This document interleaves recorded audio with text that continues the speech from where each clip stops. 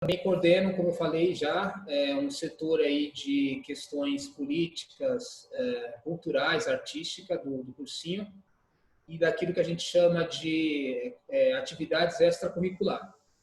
Então, componho também essa equipe de sociologia, embora os sociólogos aqui, no caso, é a Júlia e o Bento, mas eu estou aqui de curioso, dando os pitacos aqui, e é isso, basicamente. Seguindo a linha das apresentações, bom dia, boa tarde a todos, a todas. Me escutam bem aí? A Rafa, Júlia, pessoal? Sim. Ok. Então, como a Rafa já falou, eu sou o Beto, professor de filosofia, sociologia e história. Aqui no cursinho eu trabalho com vocês aí, trabalharei com vocês ao longo deste ano com o departamento aí, com essa parte de sociologia. Diferente do que o Rafael falou, eu não sou sociólogo, sou formado em sociologia, socióloga aqui é só a Júlia, e a gente tenta aí discutir. Nós vamos aí discutir alguns temas, tá? Vamos abordar alguns principais sociólogos e ver e analisar como isso aí se aplica dentro do cotidiano, como a gente pode constatar esses elementos sociológicos no nossa vivência, né? Para que não fique só um elemento teórico, conheço o autor, conheço a teoria, mas não vejo isso na prática. Então nós vamos analisar um pouco disso aí. Ok? Então, novamente aí, Bento, vocês aí no Polo Santo Dias e Dona Edith. Ô, Bento, o seu microfone está um pouquinho baixo demais. Você conseguiria chegar mais perto ou tentar, às vezes, aumentar o volume? Não sei.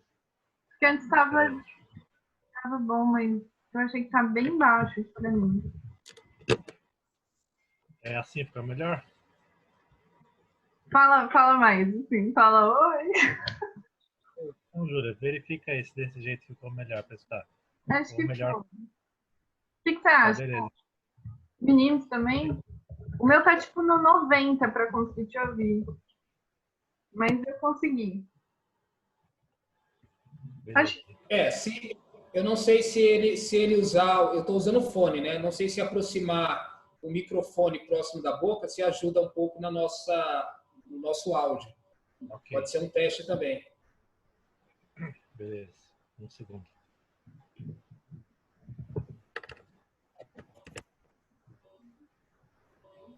Oi. Oi. Fala. Pode falar. Melhorou um pouquinho? A mesma coisa. Mesma coisa, né?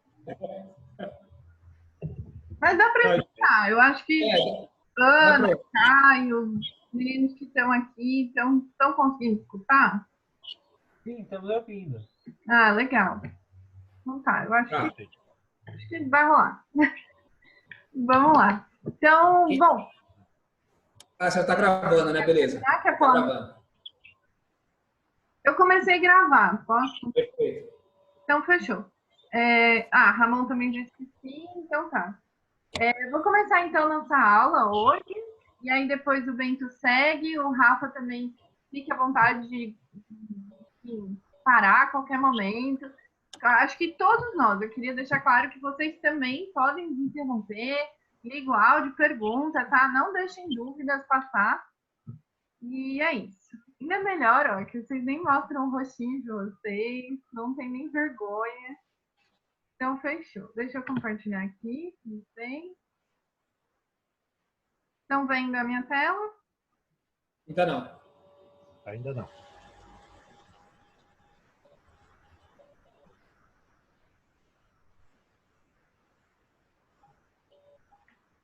Ué. Acho que você clicou bem. Eu coloquei aqui, mas eu só consigo mexer na configuração. Compartilhar e ele dá uma opção aqui embaixo, do lado direito. Tá, foi. Agora vai aparecer. Apareceu? Beleza. Beleza, perfeito. Tá. Então, bom, pessoal,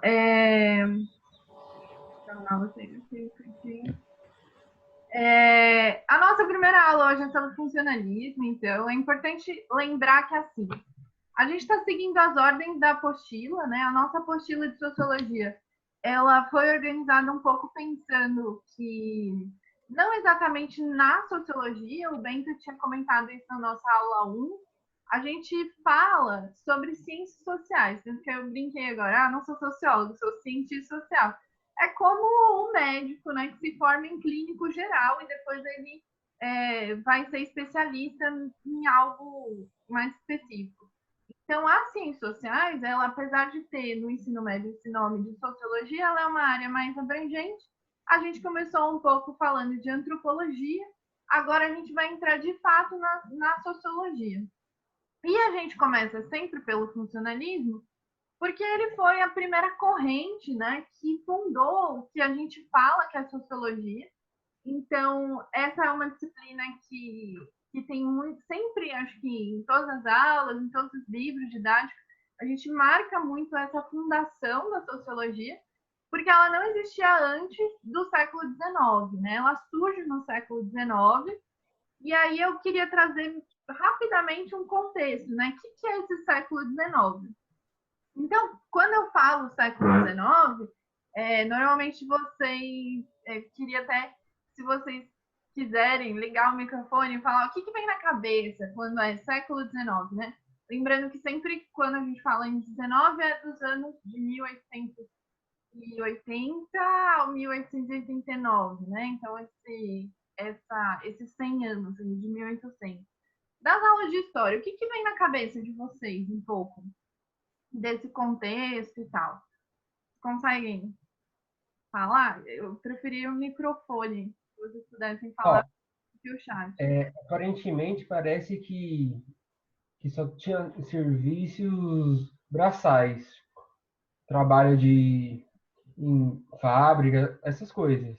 É o que dá de entender vendo a imagem. Eu vou esconder minha imagem aqui. Certo. Mais alguma coisa, Caio? Foi o Caio, né, que falou? Isso, brevemente veio isso na minha cabeça. Tem uma outra palavra também para isso, né? Talvez a manufatura, né? Que é produção, ainda já não é artesanal, mas ela tem uma linha de produção, né? Será que é um pouco isso que você estava pensando? Ou já é uma fábrica mesmo? É o Caio. Ele desligou o microfone. Ah, tá.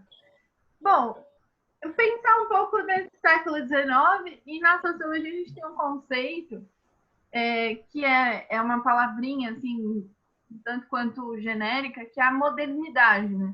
Então, essa modernidade, ela é uma coisa, assim, se a gente fizesse uma linha da história, imagina uma grande linha da história, né? Começa, sei lá, desde da pré-história até hoje. Vamos pensar um pouco nisso. A modernidade, ela marca um momento da história muito diferente do que foi antes, né? Muito diferente no sentido de que ela mudou o sistema econômico, então, um pouco que o Caio falou, né? A produção, ela começou a ser de um outro jeito. Imaginem que a gente passou muitos séculos produzindo com artesãos, né? Então, se eu queria uma espada, eu ia num artesão e encomendava uma espada, né? E esse cara era específico, tinha uma produção muito menor. Imaginem a capacidade que um artesão tem de produzir, que já é muito menor do que uma manufatura, que muitas vezes é, sei lá, uma família de artesãos, e aí já tem uma linhazinha de produção ali.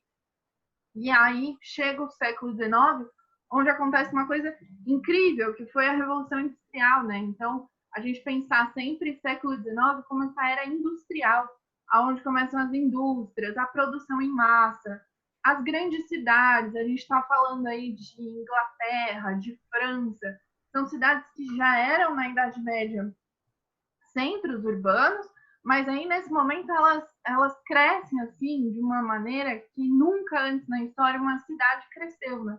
Uma população cresceu.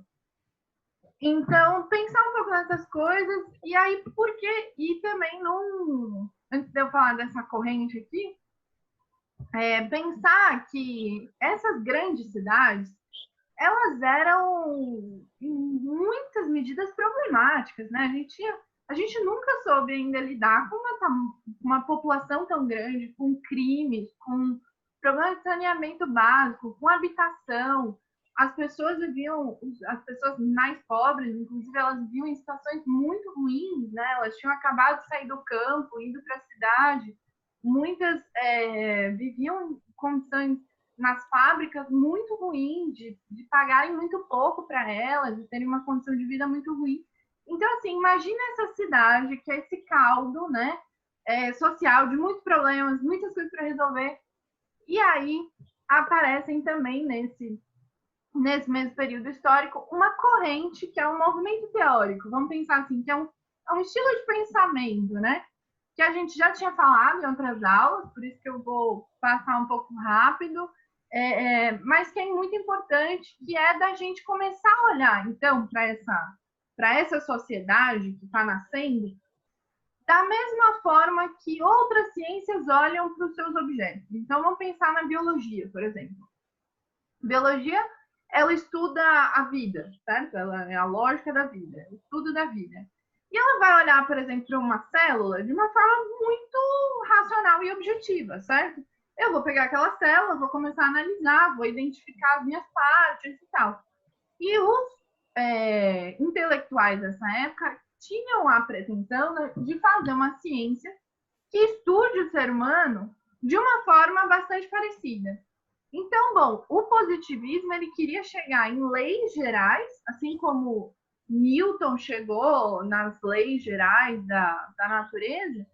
Então, a gente queria encontrar quais são as leis gerais dos seres humanos, da sociedade, né? Era um pouco essa pretensão, e uma pretensão de que, bom, se a gente conseguir chegar em tais leis que são universais, a gente consegue solucionar esses problemas e a gente vai evoluir, a gente vai progredir. Então, o progresso, a evolução, ela é muito forte nesse momento. Não à toa, na aula passada eu falei, século XIX é um momento que a Europa está invadindo a África, eles têm esse discurso de levar o progresso, de levar a evolução social para os outros povos. E um dos primeiros autores que já falam em sociologia é o Comte, né? O Augusto Comte, ele já falou, ele usou esse termo sociologia, então era uma pretensão de criar uma ciência objetiva dessa forma, de estudar o ser humano, como outras ciências, como a física, como a biologia, enfim. Mas ele ainda não tinha definido como fazer isso. E aí o como fazer isso, que é um método, né? Um método científico. Então, imagina que a gente tem muitas formas de conhecer uma coisa. A ciência, ela é um dos jeitos e ela tem um método. Você tem que seguir regras, certo? Então, o primeiro autor a dizer quais são essas regras foi o Durkheim, que é o próximo autor. Ele vem depois do Comte, certo? Ainda sobre o Comte, sobre esse positivismo e tal, interessante lembrar que a nossa bandeira, né? Muitas pessoas falam disso, a nossa bandeira é da ordem e progresso, a gente tem esse lema.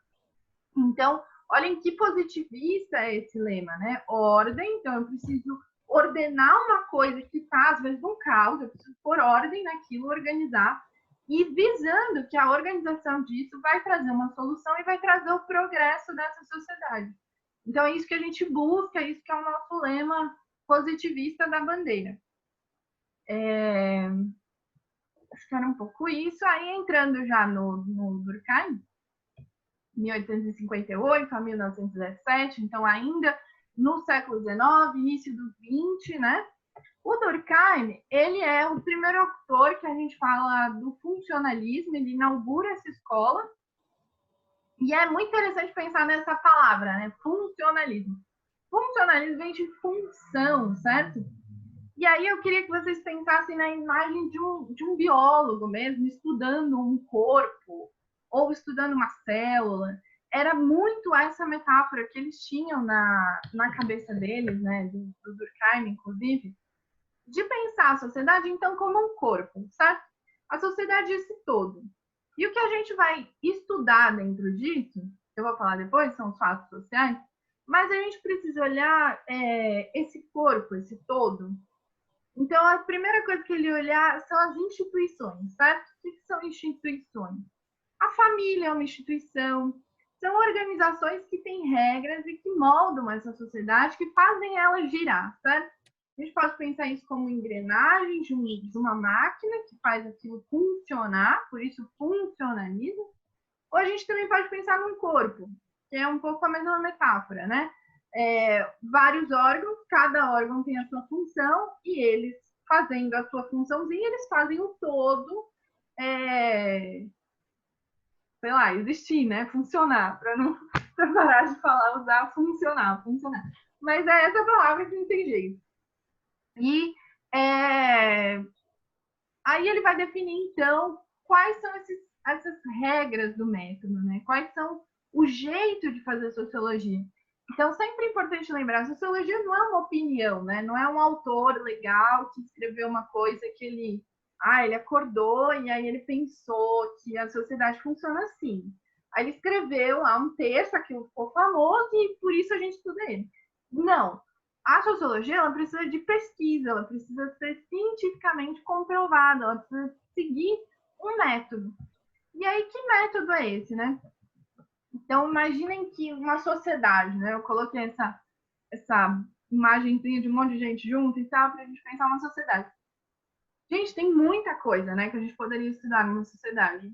Eu perco o juízo, sei lá, pode estudar desde a igreja, como o jeito que você se veste, o porquê que os políticos são assim, enfim, muita possibilidade de coisa. Para o Durkheim, ele vai resumir isso em 2 palavras, que é, a gente vai estudar tudo que for fato social. E aí, o que é esse fato social, né? Eu estou retomando isso porque eu acho difícil, a gente já falou isso na primeira aula, o Bento já apresentou isso, mas eu vou retomar aqui para a gente usar isso daqui para frente, né? Que eu acho que vai ficar mais claro quando a gente for falar de suicídio e tudo mais. Então, o fato social, ele tem que ter 3 coisas principais, né? Que aí é a linguagem do Durkheim, e eu vou falar e vou tentar traduzir. Não é nada demais, mas esse fato social, primeiro, ele não pode existir só com você, indivíduo, né? Ele tem que ser coletivo, então ele tem que existir para além de você. Ele tem que ser, então, externo ao indivíduo. Ele tem que ser coercitivo. Não sei se vocês conhecem essa palavra, mas coercitivo vem de força, de exercer uma força. Então, ele tem que ser um pouco...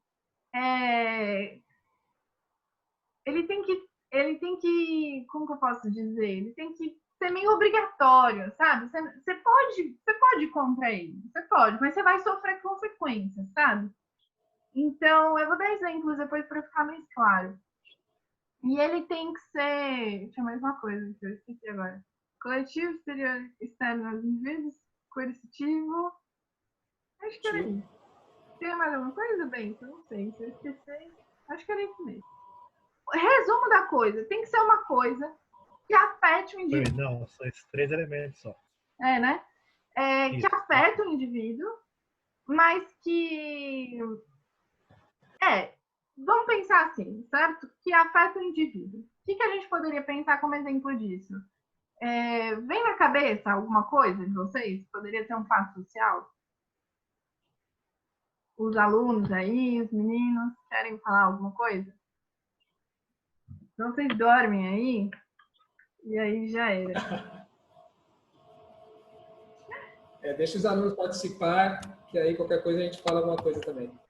Alguém? Liga o microfone aí, deixa eu escutar vocês. Dá um exemplo de um fato social, alguma coisa. Uma coisa aqui, ó. Ô Júlia, perguntaram no chat. Sim. Perguntaram assim, o arquétipo entra no contexto do assunto? Nesse contexto do assunto? O arquétipo? Eu acho que ele deve estar falando do arquétipo, se eu estiver entendendo, a questão mais psicológica, mais ligada à psicanálise. É isso mesmo? É o Leônidas, né, que perguntou. Se o Leônidas puder formular a pergunta para a gente no microfone, fica um pouco melhor para a gente entender que contexto ele quer trabalhar essa questão. Leônidas, porque tem muito jeito de definir arquétipo, eu não sei como você está pensando isso. Ele falou que exatamente, ele falou, Da psicanálise? ele está falando exatamente no ponto de vista da psicanálise. Nossa. É, Tipo, o arquétipo é um fato social? eu acho que é isso que ele quer perguntar. Eu não sei, Rafa, me ajuda aí, eu acho que sim. Então, se a gente pensar, não sei se ele está pensando em Jung, se pensar em Jung, que existem ideias ou que influenciam o nosso comportamento e que a gente de alguma forma recebe essas ideias que coagem o nosso comportamento a partir de um inconsciente coletivo, que é uma herança de nossos ancestrais, a gente poderia pensar isso como um fato social. Eu vejo dessa forma, sendo algo coercitivo, né, e sendo algo externo ao indivíduo em si, mas que o determina, que de alguma forma influencia o comportamento dele. Como, por exemplo, o medo de cobra, que é um das ideias, dos medos que o Jung fala que a gente recebe, não porque a gente teve a experiência de medo e desenvolveu o medo, mas porque isso de alguma forma nos foi transmitido de forma genética, como uma herança genética, uma memória genética. Sim. Ô, gente, a minha internet, ela tem um mal que é cair das 5h05 às 5h06. Então, ela vai cair daqui a pouco. Eu vou fazer o seguinte, eu vou terminar aqui, que só tem mais um slide, e aí provavelmente minha internet cai, eu volto, e daí vocês conversam, a gente tira mais dúvidas, pode ser? Só por causa disso, peço mil desculpas, eu não sei arrumar isso. Está exterior ao indivíduo, é coercitivo, tá vendo? É um fato quase. Eu não posso contra isso. Então, eu vou terminar rapidinho, tá? E aí a gente volta e tira mais dúvidas. E aí também o Bento, qualquer coisa, já pega o gancho aí. Tudo bem? Então, bom, o arquétipo eu acho que sim, nesse sentido de que é um inconsciente coletivo, né? Até o Durkheim usa também essa palavra. Então,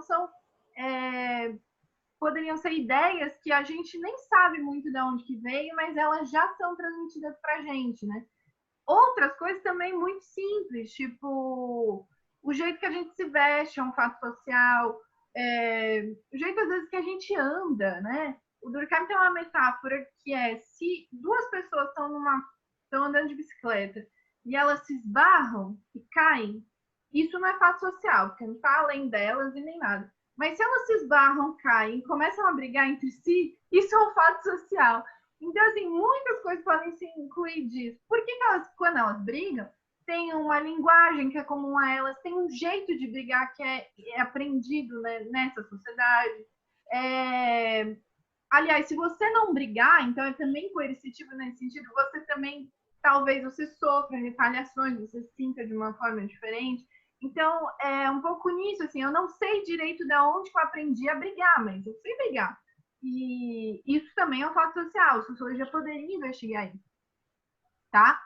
Uma coisa importante que eles tratam, a gente tem que olhar essas coisas sem preconceitos, afastando das nossas pré-noções e tratando isso como uma coisa, né? Quando ele fala tratar como uma coisa, é igual um biólogo olhando uma célula. Ele não está preocupado, a mitocôndria é mais legal do que o complexo de Golgi, sei lá.